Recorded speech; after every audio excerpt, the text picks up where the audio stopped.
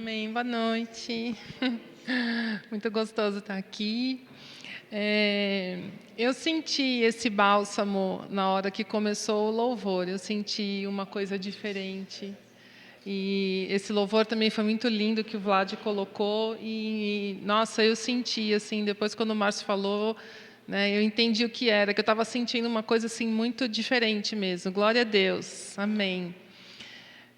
Senhor, fala conosco, em nome de Jesus. Bom, a gente vai dar continuidade ao que o apóstolo vem dando, né, às terças-feiras. Então, o texto que nós vamos estudar hoje é a partir do versículo 23, do capítulo 9 de Atos, até o capítulo 10, versículo 6. Então, esse é o texto.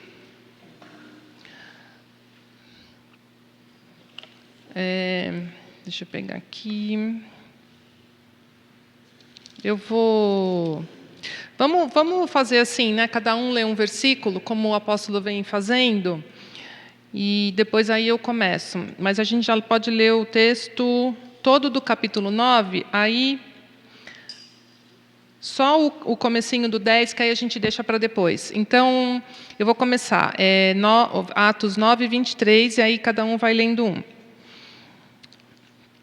Decorridos muitos dias, os judeus decidiram de comum acordo matá-lo. Mas as suas ciladas vieram ao conhecimento de Saulo, e como eles guardavam as portas, tanto de dia como de noite, para poderem tirar-lhe a vida. Porém, os discípulos de Saulo o conduziram na calada da noite e o ajudaram a descer dentro de um cesto, através de uma fissura que havia na muralha da cidade. Tendo chegado a Jerusalém, procurou juntar-se com os discípulos, todos, porém, o temiam, não acreditando que ele fosse discípulo. Mas Barnabé, tomando consigo outros apóstolos, contou que eles segundo o caminho, que estes trabalharam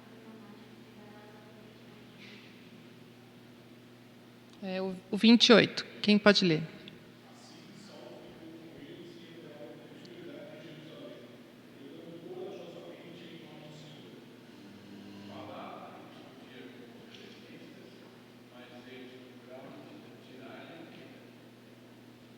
Do 30.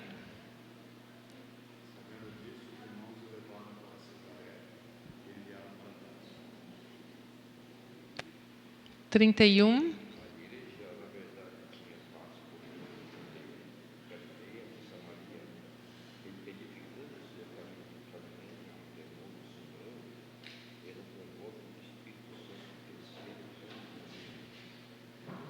Trinta e dois. E aconteceu que, passando Pedro por toda parte, veio também aos santos que habitavam em Lida. 33.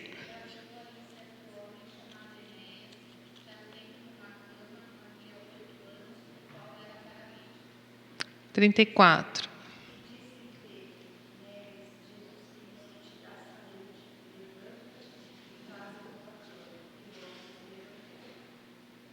35.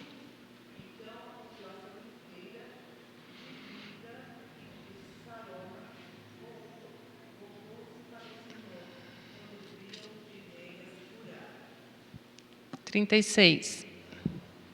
E havia em Jope uma discípula chamada Tabita, que traduzido se diz Dorcas. Esta estava cheia de boas obras e esmolas que fazia. E aconteceu que naqueles dias ela ficou muito doente e morreu.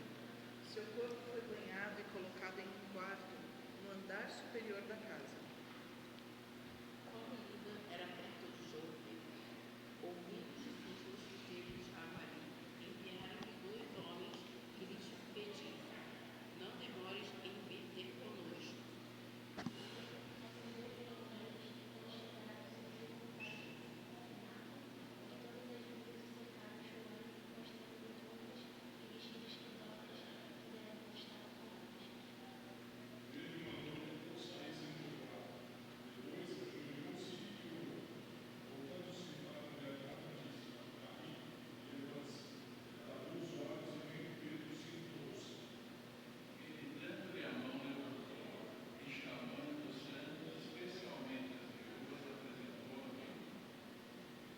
42.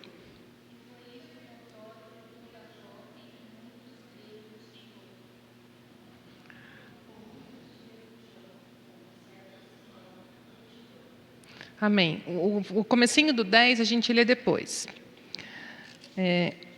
Então, assim, essa aula de hoje, né, esse capítulo 9, ele fala da conversão de Saulo, né, do apóstolo Paulo, que o apóstolo já falou sobre isso. E aí ele fala um pouquinho, né, do começo desse ministério, como foi o comecinho depois da conversão do apóstolo Paulo, o que aconteceu. E depois Lucas aqui entra já falando do ministério do apóstolo Pedro, né, no finalzinho do capítulo 9. Então, assim, antes de pegar essa parte que a gente leu, que é a lição que me cabe, né, que me foi dada, eu queria só fazer uma pergunta que, quando eu estava lendo, porque quando eu fui ler, eu peguei do começo, né, desde o comecinho do 9, para poder pegar tudo e preparar a aula. E aí, quando eu estava lendo o comecinho, que fala sobre a conversão de Paulo, me chamou a atenção. Eu assim, orei, falei assim, me mostra o que tem aqui, né, de interessante, de bom, assim, né? E quando eu estava lendo, me chamou a atenção a parte em que, quando o apóstolo Paulo estava indo, né, para Damasco, que ele estava indo para prender, né, para pegar os cristãos de Damasco, e tem até uma versão da Bíblia que fala que era para levar eles acorrentados para Jerusalém e deixá-los presos, né? Então, assim, o Saulo, né, ele estava assim, ele partiu de maneira furiosa para Damasco, né, para destruir a igreja de lá. E aí, no caminho, já quase chegando em Damasco, ele teve um encontro com Jesus, né? E que a gente já sabe, o apóstolo já deu essa aula. Mas o que me chamou a atenção foi assim, por que será que Deus fez Paulo perder a visão e deixá-lo assim por 3 dias? E só ele recuperou a visão quando um cristão foi orar por ele, né, que foi Ananias, né, apóstolo. Então, Deus poderia ter feito a visão dele voltar assim que ele se prostrou lá, que ele levantou, né, e voltar já enxergando para Damasco. Não, ele ficou sem enxergar, ele voltou, ele continuou a trajetória dele, ele foi até Damasco, sem enxergar. E chegando lá em Damasco, ele ficou ainda 3 dias sem enxergar. E depois, só quando Deus mandou Ananias e foi lá e orou, e a palavra fala que Deus deu uma visão para Paulo, né, que o Ananias ia lá orar por ele, quer dizer, Deus mostrou. E aí, assim, por que vocês acham que Deus deixou ele cego por 3 dias? Quem arrisca? Eu vou falar um pouquinho sobre como que Paulo era, apesar do apóstolo já ter falado, mas assim, provavelmente ele desfrutava de uma posição proeminente na sociedade. Tinha uma cidadania romana, e isso era para bem poucos. Após a morte de Estevão, ele assumiu uma posição importante na perseguição aos cristãos. Ele recebeu autoridade oficial para liderar as perseguições. Como membro do Concílio do Sinédrio, ele dava o seu voto a favor da morte dos cristãos. Ele partiu de maneira furiosa em direção a Damasco para destruir a igreja de lá. Então, assim, como que ele estava nesse momento, assim, né? Como que vocês imaginam que era ele, assim... Sim, arrogante. Foi o que eu pensei, bem arrogante. Porque ele devia, assim... Sim. A última bolacha do pacote, né? Então, assim, e aí eu fiquei pensando, né, que uma pessoa muito arrogante, ela se acha autossuficiente, ela acha que ela não precisa de ninguém.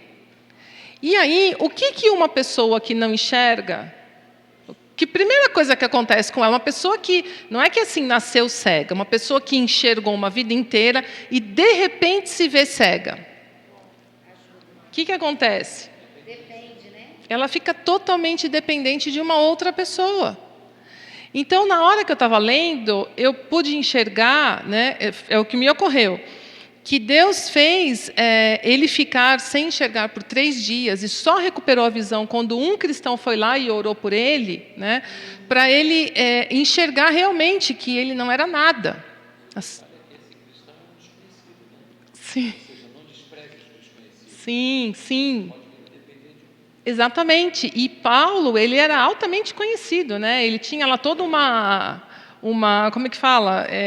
1000 condecorações, né? Isso, pedigree, E aí ele dependeu de um cristão desconhecido para orar por ele e recuperar a visão. E ele ficou por 3 dias dependente, totalmente dependente. Então eu vi que assim foi uma maneira de Deus mostrar para ele, né, como nós somos, não só ele, como nós todos somos, muito dependentes.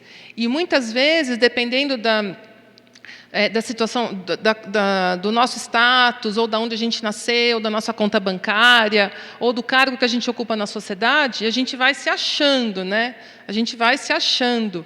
E isso nos afasta da nossa realidade. A gente começa a ter uma visão a respeito de nós mesmos totalmente errada, totalmente fantasiosa, e isso nos afasta de Deus, né? Então, isso que eu queria, né, que eu achei bem interessante na hora que eu estava lendo, eu queria pontuar. Bom, aí, entrando já um pouquinho na lição, né, a conversão de Saulo. Então, a conversão de Saulo deixa todo mundo muito confuso. Tanto os judeus, porque os judeus falavam, nossa, ele estava perseguindo a igreja, ele era uma pessoa muito importante para nós, que ele era uma arma poderosa contra os cristãos, de repente ele deixa de ser.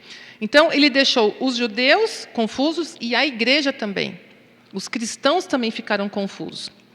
Os judeus perdem uma arma poderosa contra os cristãos, que era ele, antes da conversão. Os judeus ficam com muita raiva em função disso. E ele passa a ser uma ferramenta poderosa da igreja. Então, isso assim aconteceu com a conversão dele. Aí vou falar um pouquinho sobre a trajetória dele. Eu quis fazer desse jeito para entender um pouquinho assim, o que aconteceu, né, de maneira mais histórica. Assim. Então, ele estava em Jerusalém quando aconteceu a morte de Estevão. Aí ele vai para Damasco para pegar os cristãos de lá e os prender, deixá-los presos em Jerusalém. No caminho, ele se converte. Já em Damasco, ele é batizado e começa a sua obra evangelística, porque aqui fala, né, que ele já começa a pregar, né? Depois ele vai para a Arábia. Essa questão dele ter ido para a Arábia, aqui mesmo, nesse texto, não menciona, mas tem um outro texto, o senhor sabe, apóstolo, qual que é? Não lembro, acho que é Gálatas ou 2 Coríntios, eu não lembro, que fala que ele esteve em Damasco, na Arábia, mas a Bíblia não menciona o que ele foi fazer lá e nem quanto tempo ele ficou. Eu acho que é Gálatas ou 2 Coríntios. Então, ele foi para a Arábia, depois ele volta para Damasco. Lá em Damasco, ele se fortalecia e confundia os judeus de lá ao demonstrar que Jesus é o Cristo. Ele gerou uma oposição muito grande, que a gente leu agora, e ele precisou fugir. Então, na medida em que ele foi pregando ali em Damasco, os judeus já queriam matá-lo e ele precisou fugir. Aí ele vai para Jerusalém, ele volta para Jerusalém. Nessa época que ele volta para Jerusalém, tinha mais ou menos 3 anos após a sua conversão. Ele tentou se juntar aos apóstolos, mas estes estavam receosos de que ele não houvesse se convertido realmente. Tá. Então, em Gálatas 1,17 fala que ele esteve na Arábia. Ele mesmo falando aos Gálatas que ele esteve na Arábia depois que ele se converteu, antes dele voltar para ir para Jerusalém. Então, os apóstolos estavam receosos de que ele que quisesse se infiltrar lá como um espia e que ele não tivesse se convertido realmente. Então, nem os apóstolos queriam ele perto. Aí, nisso, Barnabé o apresenta aos apóstolos, que, na verdade, Lucas fala aos apóstolos, dando a impressão que foi a todos, mas, na verdade, tem uma outra referência, que também está em Gálatas, que fala, ele mesmo falando, que o Barnabé apresentou ele só a Pedro e Tiago. Isso. As colunas da igreja. Esse Tiago foi o que era irmão de Jesus.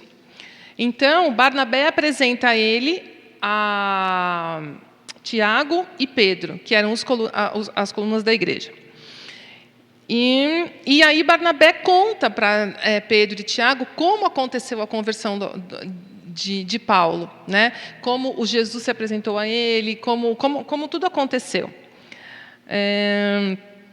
Paulo ficou muito pouco em Jerusalém novamente, foi mais ou menos 15 dias, pois os judeus de fala grega, os helenistas, procuravam matá-lo.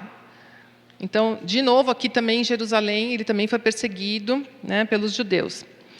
Os apóstolos, então, o levaram até Cesareia para enviá-lo a Tarso. Tarso era a cidade natal dele. Então, e lá ele ficou uns 10 anos. Então, para ele fugir, para ele não ser morto ali em Jerusalém, Pedro e Tiago levam ele até Cesareia para ele ser enviado para Tarso. Aqui existe uma similaridade do movimento ministerial de Paulo ao da igreja, que ambos expandem o território de pregação em função da perseguição. Né? Porque o comecinho da igreja, que até foi uma aula que eu dei também, a primeira, que foi por causa da perseguição, né, que os discípulos, aqueles 70, menos os apóstolos, mas aqueles 70 discípulos se dispersaram, foram pregar na Judéia, em Samaria, né? E assim também, quer dizer, Paulo vai expandindo o território de pregação, fugindo da perseguição. Então, tem essa similaridade aí entre ele e a igreja. A última vez que Pedro tinha visto Paulo, antes de Barnabé apresentá-lo, foi na morte de Estevão. Então, com certeza, assim, eles estavam com medo mesmo, né, de Paulo, porque a última vez tinha sido na morte de Estevão. E aí aqui eu queria só ler junto, quer dizer, eu vou ler 2 Coríntios 5,17.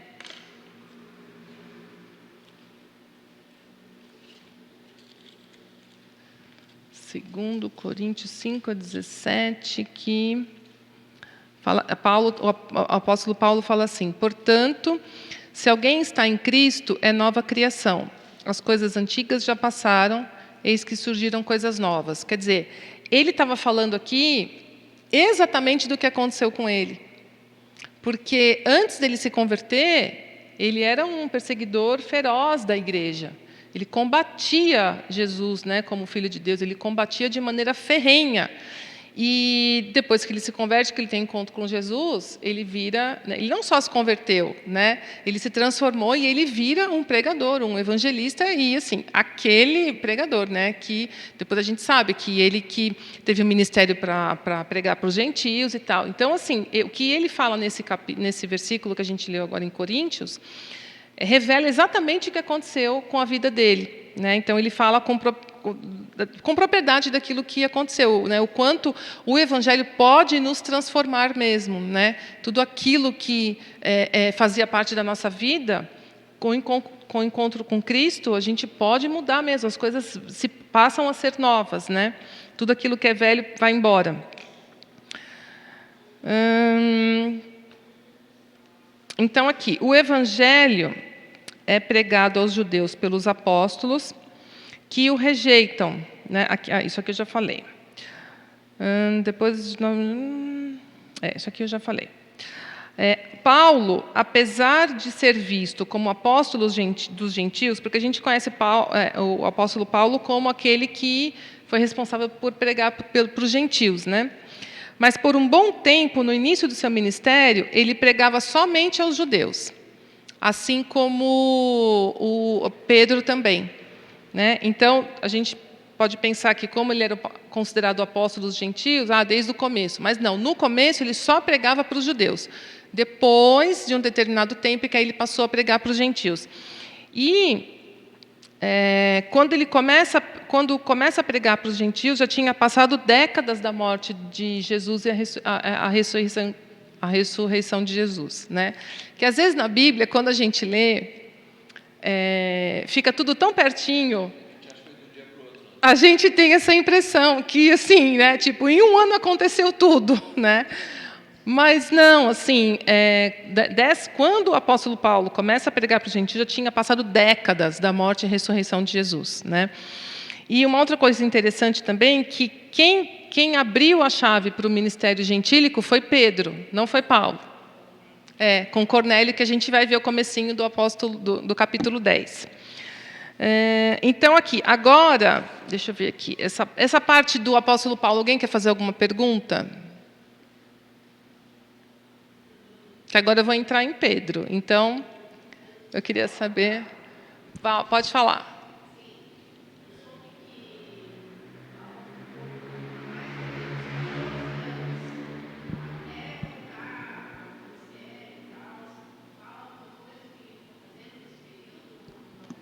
Então, ele ficou 10 anos em Tarsus, né, que ele ficou lá fazendo tendas, né, e a Bíblia, nessa parte dessa época que ele ficou em... Anonimato de Paulo. Da mesma forma que Jesus tem o período da primeira infância até os 30 anos, ninguém fala nada, não existe registro histórico do período que ele está no Egito, depois quando ele volta para Nazaré, não existe documentação que trate de nada nesse sentido. O Paulo também tem o seu período de anonimato, que é nesse período que ele está lá em Tarsis, em que ele vai desenvolver essa profissão de fazer tendas. Isso lá na frente vai ter uma conexão entre Áquila e Priscila, porque também faziam tendas. Então é um período que ele está quietinho, está ouvindo Jesus falar. Para quando sair de lá, sair bomba. Sim, amém. Alguém mais quer fazer alguma pergunta de Paulo?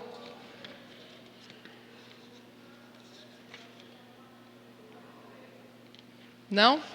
Posso entrar em Pedro, então? Antes de você terminar, só para lembrar, na aula passada, a gente falou que quem vai atrás do Paulo é o filho da consolação, o Barnabé. A gente não esquecer que se a gente precisa de um Ananias para nos conectar no reino, para gerar uma chave de reino de Deus na nossa vida, a gente precisa uns dos outros para nos conectarmos ao corpo, porque aí o Barnabé vai atrás do Paulo, que está lá do outro lado, sozinho. O Barnabé falou: ih, tem o Paulo.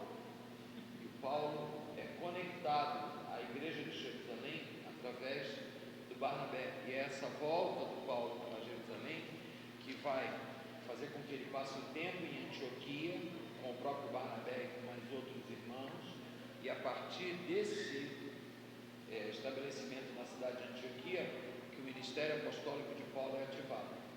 Mas agora vai falar de Pedro. Amém. Então, esse tempo da conversão até ir para Tarsis foi mais ou menos uns 3 anos, apóstolo? Isso, né? Tá. Então, amém. Então, aqui vamos falar de Pedro, que é a partir do versículo 32.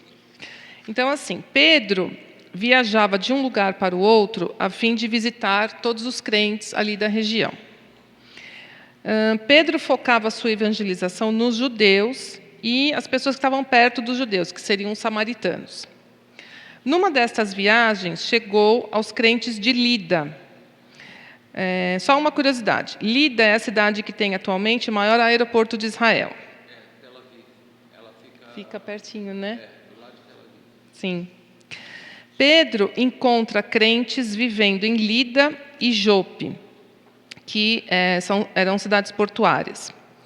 Provavelmente, esses crentes que já viviam lá foram dispersos. Ou tem duas hipóteses: ou eles foram crentes dispersos na grande primeira perseguição da igreja, ou foram crentes evangelizados por Filipe, que na época da primeira perseguição, né, saiu evangelizando toda aquela região. Lá ele encontrou Enéas, um homem que estava paralítico na cama havia 8 anos. Ele cura Enéas instantaneamente, e a população de Lida e Sarona se volta para o Senhor. A população de Lida era majoritariamente gentílica. Os judeus eram minoria naquela região. O que Lucas diz aqui significa que a população judia da cidade creu no Senhor através do milagre de Enéas. Pedro é conduzido pelo Espírito a orar pela cura de Enéas. Aqui, né, a maneira como ele fala, fica claro o quanto assim o Espírito Santo revela que ia curar, né? Ele fala de uma maneira, né, assim, deixa eu até pegar aqui. Aqui na minha versão diz assim: Enéas, Jesus Cristo vai curá-lo. Levante-se e arruma sua cama. Significa que quem deixa a cama desarrumada está enfermo, né? Sim. Essa é boa. Sim. O quanto ele... O quê? O quanto ele estava sendo conduzido pelo Espírito, né, para determinar assim o, né? Coisa de cama na cura tem um aspecto muito importante, né? Porque lá em Jerusalém, lá em Jericó, o céu parte e fala: toma tua cama e anda. Já que você não consegue arrumar, todo mundo carrega ela com você. Sim. Sim. Ai. Deixa eu ver o que mais. Em Jope, bom, aqui então, o que ele está falando, espera aí. Então, todos que viviam, né, a parte, ele coloca aqui, a parte que vivia em Lida, que eram os judeus, viram o que aconteceu com Enéas e se converteram ao Senhor. E aí vai falar da cura de Dorcas, né? Em Jope havia uma discípula, que já, né, era uma discípula, era uma crente chamada Tabita, que em grego é Dorcas, que se dedicava a praticar boas obras e dar esmolas. Então, essa cidade de Jope é a cidade lá de Jonas, né? Da onde saiu Jonas, que foi fugindo da orientação de Deus, foi para Tarsis, né? É a mesma cidade. E ela fica mais ou menos 16 quilômetros distante de Lida. Então, era uma cidade próxima. E os amigos de Dorcas já tinham preparado ela para o sepultamento. Mas, quando souberam que Pedro estava em Lida, mandaram chamá-lo para que fosse até eles. Os discípulos que viviam em Jope, o que a gente pode deduzir disso, né? Que eles criam no milagre da ressurreição, porque ela já estava morta e eles já tinham preparado ela para o sepultamento. Aí, quando eles escutam que Pedro estava ali em Lida, quer dizer, numa cidade bem próxima, eles mandam alguém avisar para Pedro: olha, vem, né, a igreja está te chamando, vem para cá. Então, eles criam no poder da ressurreição. Isso é muito assim, interessante.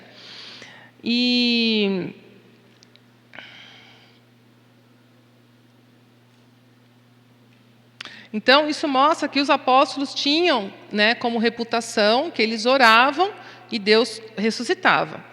Em contrapartida, este não devia ser um milagre comum entre os irmãos da igreja. Porque, se fosse, não precisariam chamar Pedro. Eles mesmos oravam, né? Então, com certeza, não era um milagre comum ali na igreja. Porque, senão, eles mesmos iriam orar, não iam pedir para Pedro fazer, né? Achei isso bem interessante também. Quando Pedro chega, as viúvas mostram para ele as roupas que Dorcas fazia. Parece que numa tentativa de convencê-lo de que ela era uma pessoa muito valiosa, então valia a pena, né, orar para que ela ressuscitasse, né? A crença judaica, diferentemente da crença ocidental, ela diz que a alma de uma pessoa, depois que ela morre, ela ainda fica em torno do corpo por 3 dias. Isso tinha que ser rápido. Antes da alma. Na verdade, o enterro judaico ele tem que ser rápido. Quando morre um judeu, a lei estabelece que ele seja enterrado muito rápido. E assim, do jeito que ele nasce, ele é enterrado. Quando nasce, ele toma um banho. Sim ou não? Sim. Quando morre, toma banho. Um grupo de uma sociedade chamada Hebraística, que significa 1200 passado rápido. O que vai acontecer, as cerimônias que vão acontecendo ao longo dos dias depois do enterro. Não sei por que razão Tabita foi levada para um quarto em cima, mas o normal era dar banho, envolve no lençol e sepulta. Não dá, por isso que lá em Atos 5, quando nós tratamos da morte de Ananias e Safira, a coisa é rápida. Deus não fica velando, igual do Michael Jackson, 10 dias velando. Não. Morreu e enterra. Agora, essa questão encoraja até a gente a fazer uma pesquisa para Entender, né? procurar nos comentários bíblicos por que o enterro de Tabita não foi de imediato. Sim, sim. Porque primeiro levou para o quarto, né? Depois ficaram sabendo de Pedro e aí mandaram chamar. Sim, bem interessante.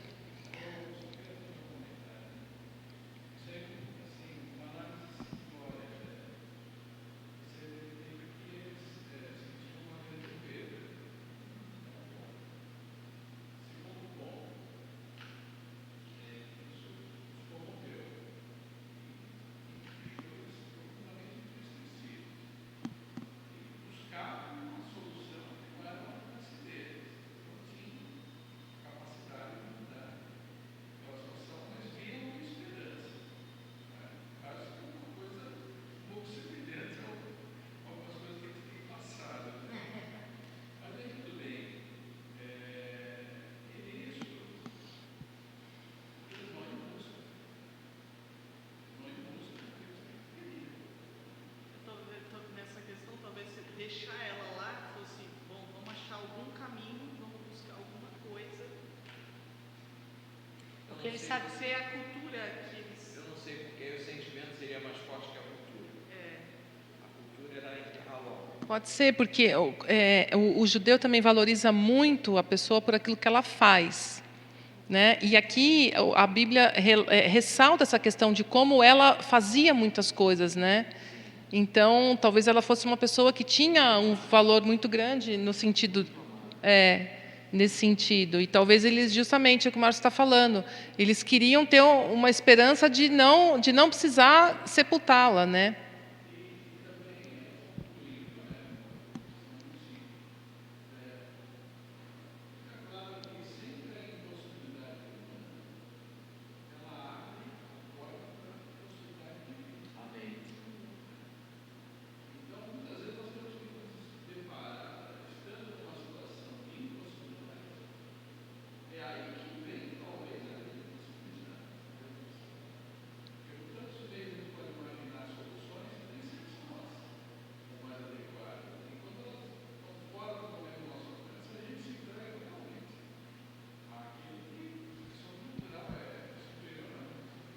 Sim.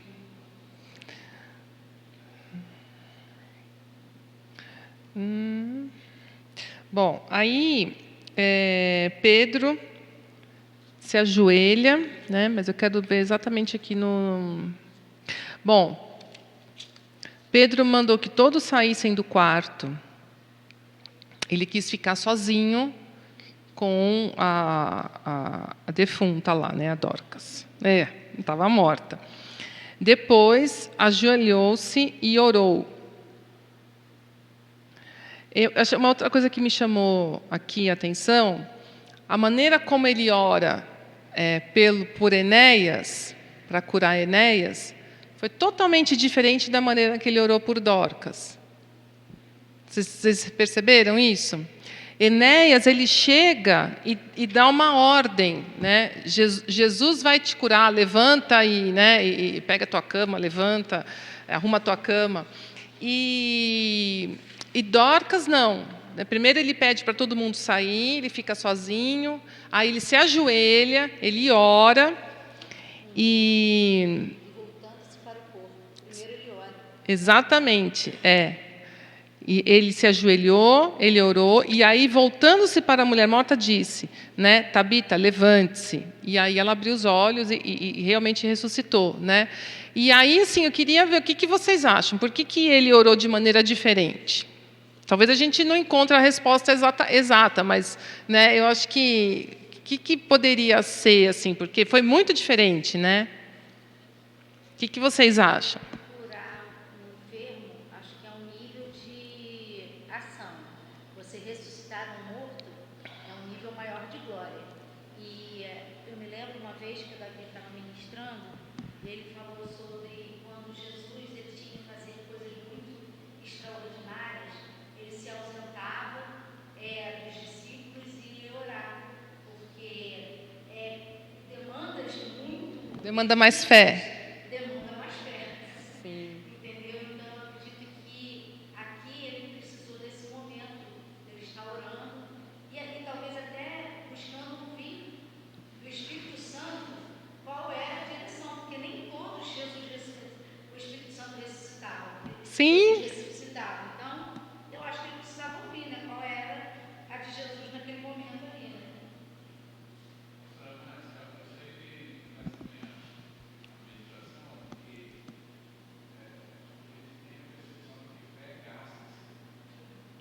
Fé gasta, né?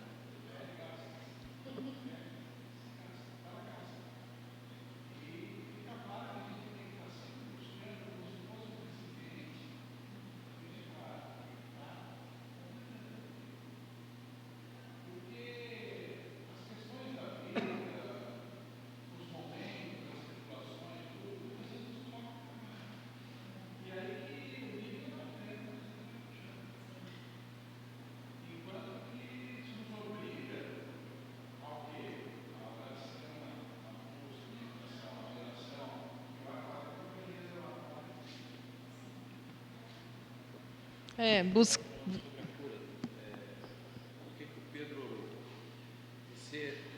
Quando você olha no ministério do profeta Eliseu e do Elias, você vê o Eliseu realmente realizando o dobro dos milagres que Elias realizou. E um deles, que está lá em 2 Reis 4, é quando o filho de uma mulher morre.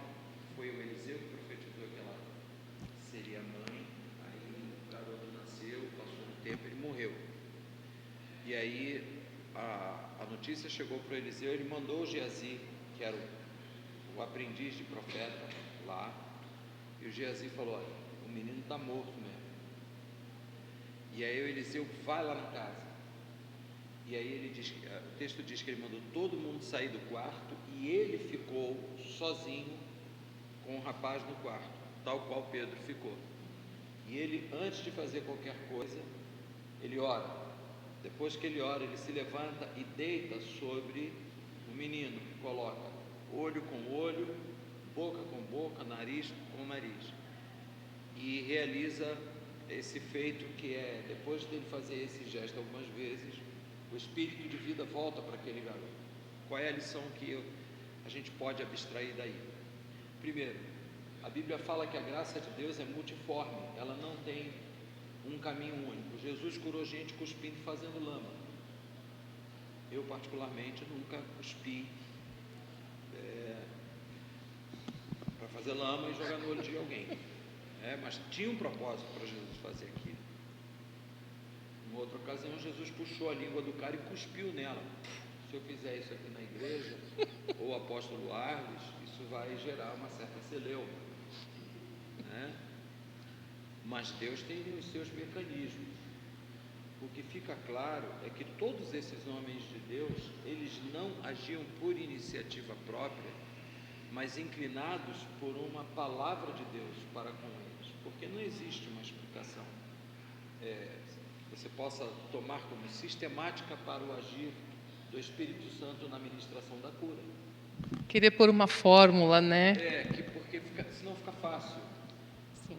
Então vale eu e você crescermos no conhecimento do Senhor, para na hora que Ele mandar você cuspir no pé de alguém, que seja no pé, você cuspa e a pessoa seja curada, ou simplesmente por uma declaração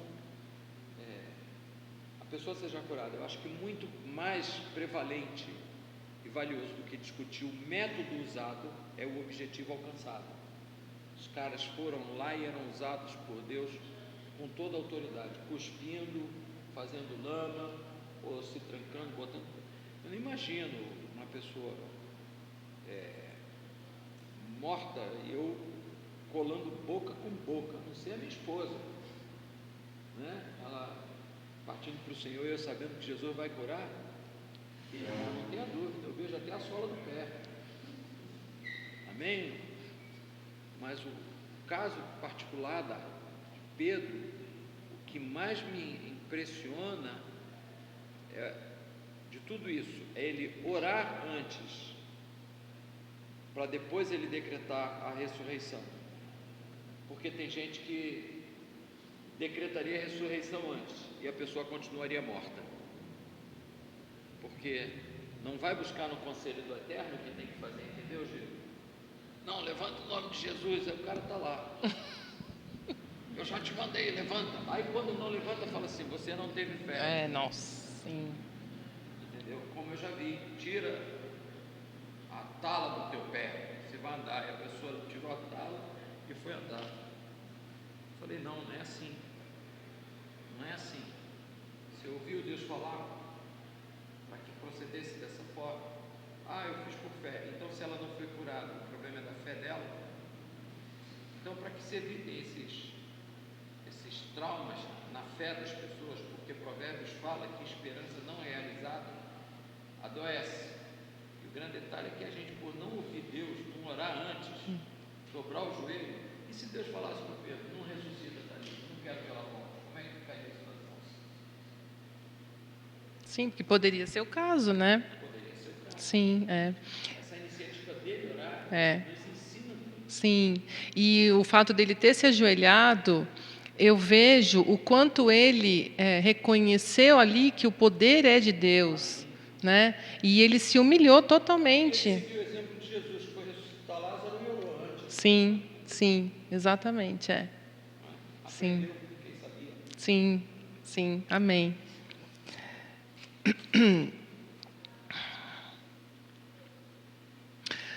Agora, então, a gente vai ler eu mesma posso ler, porque é curtinho, o comecinho do capítulo 10, que é quando fala sobre o Cornélio, né, o centurião. Então, havia em Cesareia um homem chamado Cornélio, centurião do regimento conhecido como italiano. Ele e toda a sua família eram religiosos e tementes a Deus. Dava muitas esmolas ao povo e orava continuamente a Deus. Certo dia, por volta das 3 horas da tarde, ele teve uma visão. Viu claramente um anjo de Deus que se aproximava dele e dizia: Cornélio. Atemorizado, Cornélio olhou para ele e perguntou: Que é, Senhor? O anjo respondeu: Suas orações e esmolas subiram como oferta memorial diante de Deus. Agora, mande alguns homens a Jope para trazerem um certo Simão, também conhecido como Pedro, que está hospedado na casa de Simão, o curtidor de couro, que fica perto do mar. Até aqui. Então, nossa, que legal, apóstolo. Gente, está lá ainda. Nossa, gente, que demais. Eu quero ir para Israel. Amém. Já falei para o Márcio. Quero ir. Então, aqui fica a questão, né? É a primeira vez que Pedro prega para um gentil, né, apóstolo? É isso, né? Foi ativado aqui o ministério gentílico. Essa foi a chave que abriu a porta para a pregação dos gentios. Apesar de a Bíblia falar que ele era religioso, ele e sua família eram religiosos, tementes a Deus, davam esmolas ao povo e orava continuamente a Deus, aqui os teólogos entendem que ele não era cristão, que ele era romano, né? E ele não conhecia Jesus como Salvador, como Filho de Deus. Mas ele temia o Senhor, ele tinha temor de Deus, ele era uma pessoa religiosa. E eu acredito até que por isso que Deus alcança ele, né? Porque eu entendo que ele tinha sede da verdade, né? E até assim, eu agora me lembrei um pouquinho de mim, né? Porque eu nasci num lar que era católico, mas assim, eu mesma não recebi instrução em casa, porque meu pai era católico, mas não era praticante, era só assim, só tinha o título. E a minha mãe, o pai dela era de berço cristão, mas o pai dela era totalmente desviado. Se desviou aos 18 anos, então criou minha mãe totalmente sem base religiosa nenhuma. Mas quando eu era pequena, eu acreditava em Deus, apesar de não receber nenhuma instrução. E eu perguntava para minha mãe, né? Eu falava assim, não, o que acontece quando a gente morre? Eu devia ter uns 8, 9 anos. Ela falava assim, acaba. Ela me respondia isso. E eu falava, acaba? Como assim acaba? Ela, acaba. Eu falava, não, não acaba não. Eu falava, não, não acaba. E aí, tinha uma igreja católica perto da minha casa, e depois eu fui estudar no colégio de freira, então eu buscava Deus. Eu não tinha Bíblia, mas eu buscava Deus. E no colégio, que era de freira, eu estudei no colégio de freira, eles ensinavam, né, a Bíblia, um pouco da Bíblia, ia na igreja, confessava, aquela coisa de ter que ficar buscando pecado para falar para o padre. E falavam dos santos, mas eu não acreditava em santo. Eu falava, não, santo, sinto muito. Muito obrigada, mas eu vou direto com Deus. Eu falava assim. Então, eu ia para a igreja todo domingo, quase, porque eu queria conhecer Deus, né? E aí, quando eu conheci a palavra, tudo assim, eu vejo que Deus me alcançou, né? Porque eu tinha sede. Então, eu vejo assim, no Cornélio, mais ou menos essa situação, né? Ele era romano, ele era gentil, ele não era judeu. Ele era temente a Deus. Ele era uma pessoa religiosa. Dentro daquilo que ele conhecia, ele procurava fazer alguma coisa nesse sentido, até que Deus alcança ele e fala, né, assim, aí é Pedro que vai evangelizar. E Deus dá essa visão para ele. E então, assim, né, fica essa questão. A Bíblia, o que a gente entende é que ele não era mesmo, não era cristão.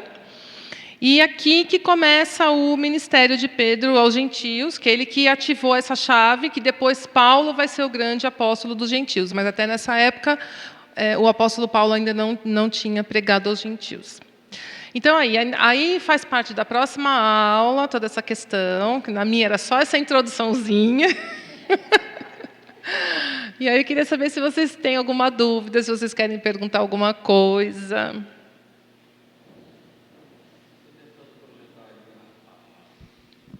Ah, a foto? Sim. Eu tenho uma pergunta. Não só para você. O que será que hoje, qual é o entendimento de vocês e seu, Cláudio? Por que hoje a gente não consegue viver esse nível de milagres, né? Nem de doença a gente está sendo curado, que dirá ressuscitando morto, né? Então, por que hoje a gente, como igreja, não vive isso? Eu tenho uma hipótese, né, mas não posso confirmar que é certo. Mas o que eu acho é que a gente não vive hoje em dia o mesmo nível de consagração, de busca de Deus, como os apóstolos viviam naquela época, ou os discípulos também, né? Eu acho que hoje em dia a gente está muito mais... A gente ora, a gente lê a Bíblia, a gente tem a nossa vida cristã, assim, vem na igreja, né? Dá o dízimo, a gente procura ter comunhão e tal. Mas eu acho que aqui, nessa época, eles se entregavam mais, né, às coisas do reino, à vida espiritual, do que o que a gente vive hoje. Eu acho que hoje a gente muitas vezes busca Deus para ter uma vida melhor para nós. Né? O objetivo não é o reino, mas é o meu próprio umbigo. É eu ser abençoada, é eu ter uma vida boa, e aí foge totalmente, né, do objetivo principal do Evangelho. E eu acho que isso é na minha opinião, esse é um fator que contribui muito para isso.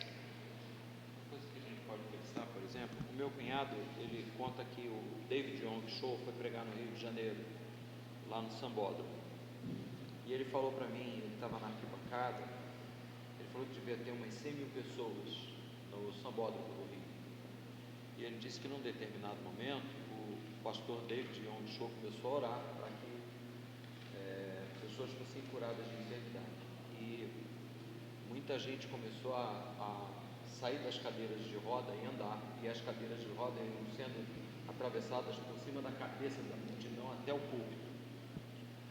Há algum tempo atrás, o profeta Morris Cerullo esteve aqui pregando em São Paulo, numa conferência, e uma amiga nossa estava na conferência. Ela disse que tinha uma criança, que os ossos dessa criança eram todos mole, então ela não podia ficar em pé, nem sentada, era toda presa na cadeira de roda, e ela toda assim. E o profeta Morris Cerullo, ele subiu, parece que foi no estádio, no local de grandes conferências aqui na capital.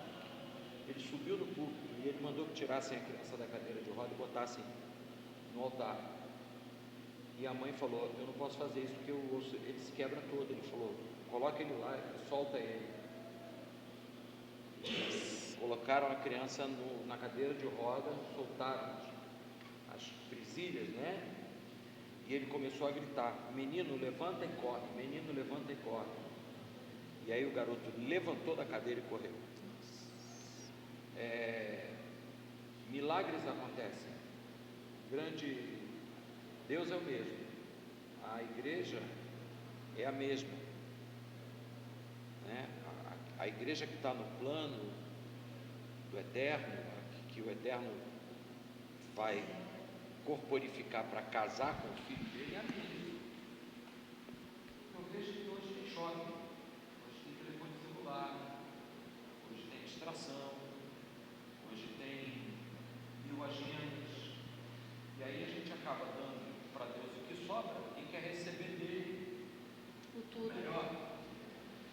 Então, você vê homens de Deus que estavam dispostos a morrer pelo Evangelho. Hoje você não vê isso. Então, como é que você pode querer que Deus utilize uma igreja que não está disposta a morrer por ele? Então, a gente fica com o que cai da mesa. A gente fica com o que cai da mesa, porque, na verdade, o poder disponível para a igreja é o mesmo. Nós lidamos com uma outra circunstância que Jesus pergunta aos discípulos: no fim dos tempos, quando o Filho do Homem voltar e encontrar fé na terra, então se o cara tem fé para morrer pelo Evangelho, você acha que ele vai ter fé para olhar para um paralítico e dizer: levanta e anda? Ainda arruma sua cama, né? Entendeu? Então, a nossa fé hoje, ela vai ser muito provada pelo nível da entrega. Sim. Por que o grande avivamento ele acontece exatamente no momento da perseguição? Porque quando eu sou capaz de acreditar numa fé que me coloca na guilhotina e ainda assim eu continuo crendo, eu não vou ter empecilho para crer que alguém possa ser levantado de uma cama de enfermidade. Porque algo muito mais caro está sendo, como eu posso dizer, desconsiderado, que é a minha própria vida. Então, quando você olha o apóstolo Paulo dizer: em nada tenho a minha vida muito preciosa, esse nada é em nada mesmo. Então esse cara, ele olha e para uma pessoa morta e diz: em nome de Jesus o Nazareno, levanta e anda. Porque o nível de renúncia que esse cara se expõe é muito grande. Então, na minha percepção, nós hoje, como a professora Cláudia disse, nós vivemos um evangelho onde a nossa satisfação, ela meio que assume o primeiro lugar. A gente lê o plano de Deus até a página 1 e primeiro parágrafo da segunda, porque quando na segunda página começa a apertar o cinto, a gente começa a roer a corda, mas a gente quer que Jesus nos use para curar. Bom, para quem é a glória? Se a gente não é... O Paulo ensinava nas escrituras, nas cartas, que seja a vida ou seja a morte, seja isso para a glória do Senhor. Se eu vivo ou se morro, morro para a glória do Senhor.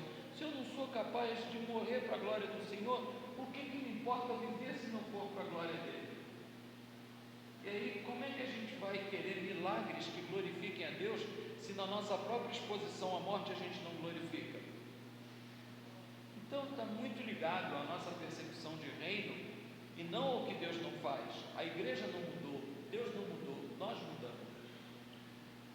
Então hoje tem shopping que me tira da igreja no culto de domingo, hoje tem telefone que me tira da minha relação com o Senhor na leitura da palavra, Hoje tem pratos maravilhosos que me tiram do jejum, e não é que essas coisas vão tornar a gente mais santo, porque a graça independe dessas coisas para agir, mas é um caminho onde as coisas se encontram. Na verdade, onde eu vou me relacionar com ele, vou saber qual é a vontade dele. Sim, e a gente se alimentando das coisas espirituais, a gente fica em sintonia com Deus e a nossa fé é aumentada. Me mostra hoje quem é o Elias que vai levantar a mão e vai falar: segundo a minha palavra, não foi. Não, e alguns que são usados, né, entre aspas, fazem tanta papagaiada a partir do momento que são usados. Só antes da Val falar, esse ano, foi esse ano passado, esses adoradores da internet, que se tornam famosos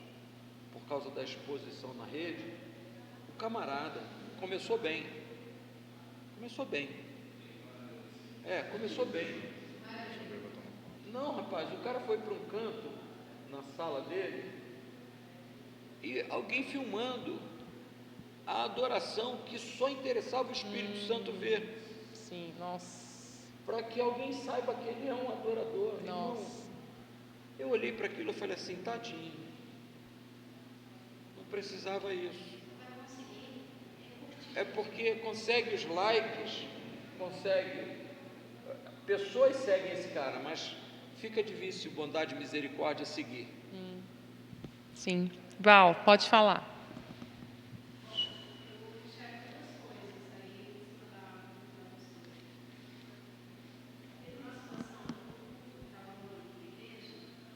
Chega mais para cá e fala um pouquinho mais alto.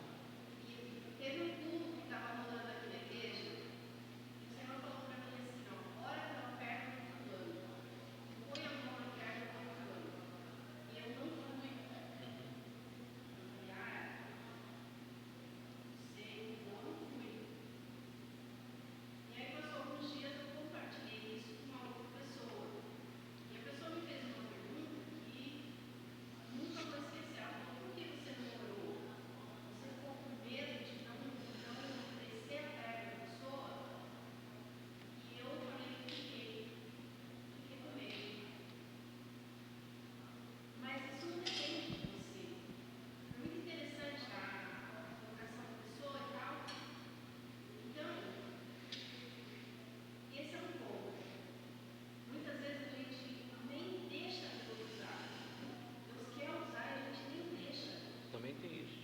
Por medo do que vai ou não falar, ou deixar de falar, Da nossa imagem. da tal da reputação, sabe? Puxa, eu orei e não aconteceu nada. Isso não é minha responsabilidade, se vai ou não acontecer. A minha é orar contra. A segunda coisa é que o apóstolo falou que Deus ele mudou, ele continua sendo o mesmo. E é verdade isso. Deus continua operando milagres, talvez não ressuscitando, e talvez não seja mais tempo de ressuscitar também. Tudo tem um tempo. Então talvez não seja mais o momento disso acontecer, certo? Só que os milagres continuam acontecendo no nosso meio. Só que a gente não ouve mais testemunhos do mundo. A gente não valoriza os pequenos acontecimentos milagrosos do nosso dia a dia. A gente não dá espaço para que as pessoas possam testemunhar coisas que são consideradas pequenas. Só que não. O grande evento é alguém ressuscitar. Sim, é um grande evento. Mas tem gente que está viva, mas está morta. E às vezes a pessoa ressuscita aqui durante um louvor, mas não tem espaço para esse testemunho. Então Deus continua, eu acredito, enxergo dessa maneira, que Deus continua operando, sim. Precisamos dar espaço para Deus, Sim, sim. precisamos parar de julgar, achar que somos nós que fazemos, e valorizar os pequenos acontecimentos também. Sim. Essa questão de não ter o espaço do testemunho, tem igrejas que todo culto, né, tem, é oportunidade para o irmão, né, eu acho um baratinho o jeito de falar.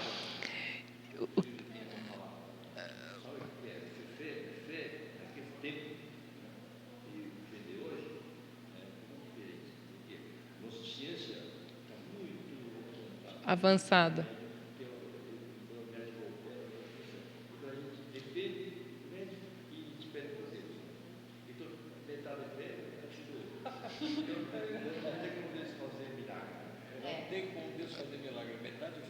Entendi. Entendi. Então, essa questão do testemunho, eu vejo que realmente é uma coisa que falta, porque quando a gente tem na igreja o espaço para o testemunho, não é que tenha que ter todo culto, tem igreja que todo culto, né, tem lá um testemunho. E não que seja uma obrigação, mas quando abre espaço, o testemunho é uma coisa que edifica muito a nossa fé. Muito, muito, porque o fulano lá está lá contando o milagre que Deus fez e tal, e quando você vai ouvindo, aquilo fica concreto, você fala, bom, então Deus fez na vida dele, Ele vai fazer na minha. Né? Então, o lance do testemunho que a Val está falando é uma coisa muito importante para aumentar, para edificar a nossa fé. E acaba voltando na questão da fé, porque às vezes também, não vamos vendo, você vem aqui todo alegre, recebi uma vez. O que foi que aconteceu? A Raquel lembra disso, a gente lá na Suíça, o Natan chega com um envelope escrito em letra dourada, uma nota de 1.000 francos, lembra? Na época da pandemia. Eu tenho o envelope guardado até hoje. Aí você chega na igreja e conta isso, as pessoas ficam olhando para você assim com uma cara de que isso é uma coisa assim, Tanto faz.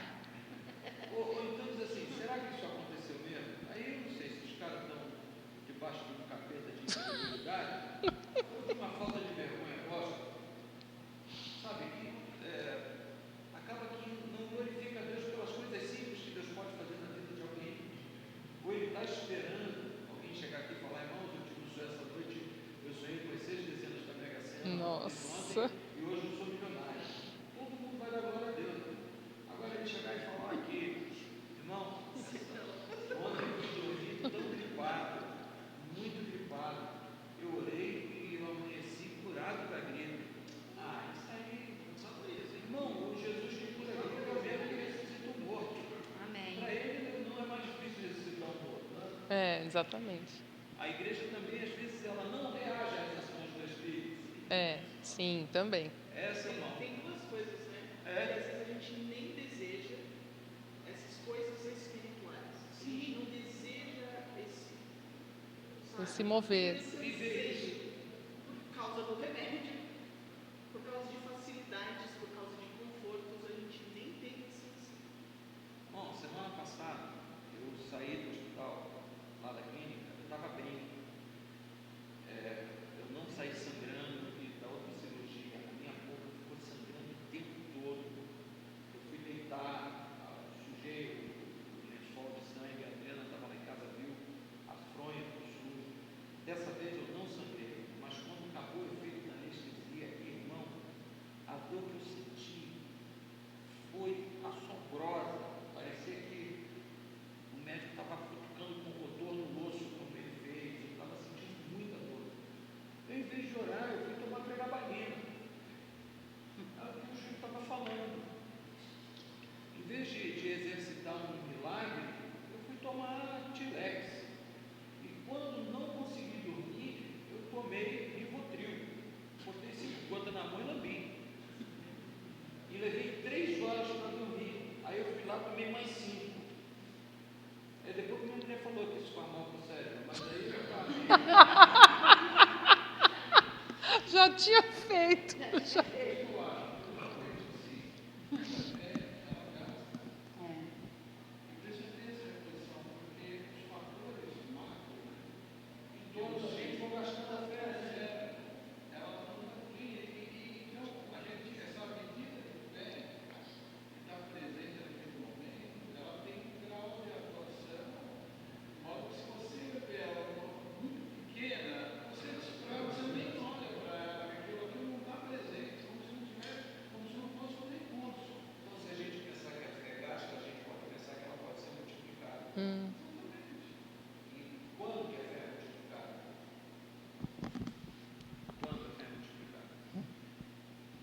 fé vem pelo ouvir. Quando eu exercito, É que nem um músculo, né?